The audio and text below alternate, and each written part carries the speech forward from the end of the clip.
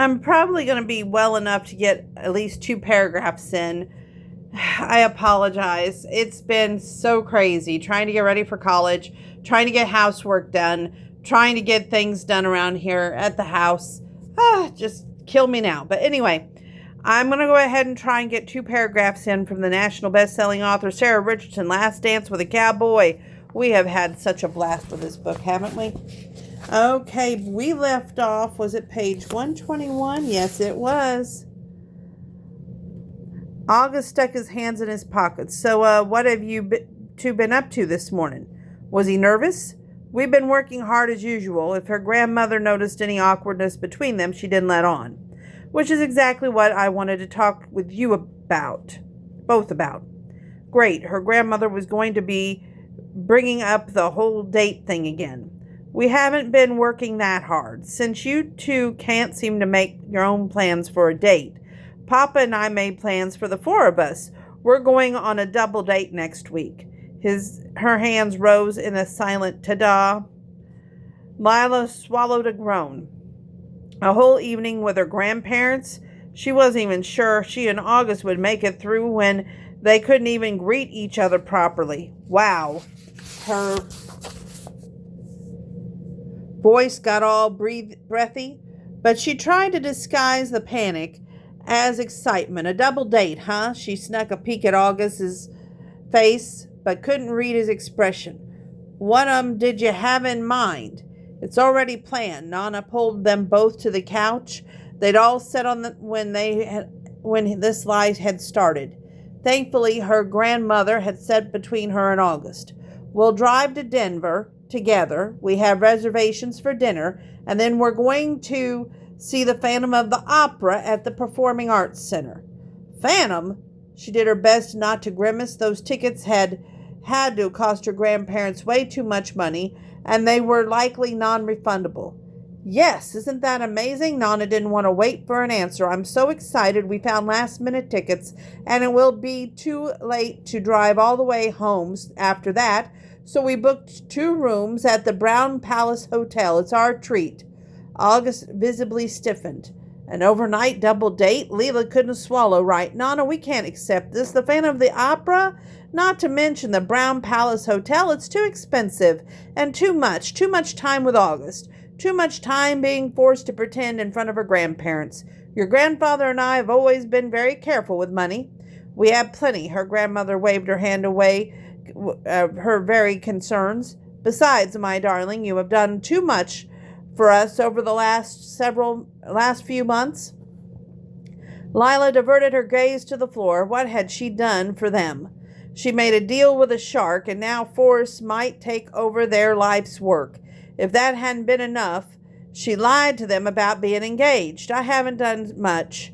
She'd done what she thought she had to do, but now everything was such a mess. That's not true at all. Nana turned to August. Layla drove Poppy and I to Denver for every doctor's appointment, every chemo treatment.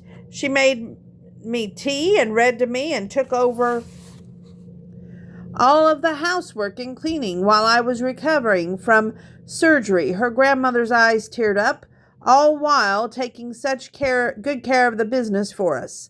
The words drove a spear through her. You and Papa have done a lot for me, everything. And if she couldn't save the place, none of what she'd done for them over the last few months would matter.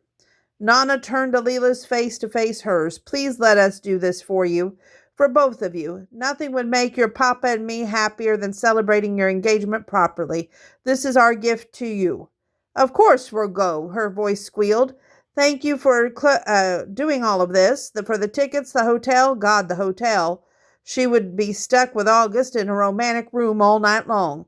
Her grandmother glanced at August next, her eyebrows disappearing beneath her white, feathery bangs. Can't wait, he smiled warmly at her grandmother, but Leela could detect every hesitation that lived underneath it. Probably because she harbored the same doubts. Being friends on a horseback ride was one thing, but all night in a hotel? August had been right when he said that they'd always been an intensity between them. Wonderful. Nana stood and gathered her purse from the coat rack by the door. Oh, what fun we'll have. Papa will be thrilled you agreed. I'll go tell him right away. She left the room humming to herself. After the door closed, silence thumped in Lila's eardrums. She found the courage to angle her body toward August, though she couldn't look into his eyes. I guess we're going on a date. Guess so. Their eyes connected and her heart bloomed. God, he was gorgeous, especially with the stubble on his jaw. How are we gonna do this? He ran a hand through his hair. I'm trying to think of you as a friend, but he cut himself off. He didn't have to explain. They could be simple friends for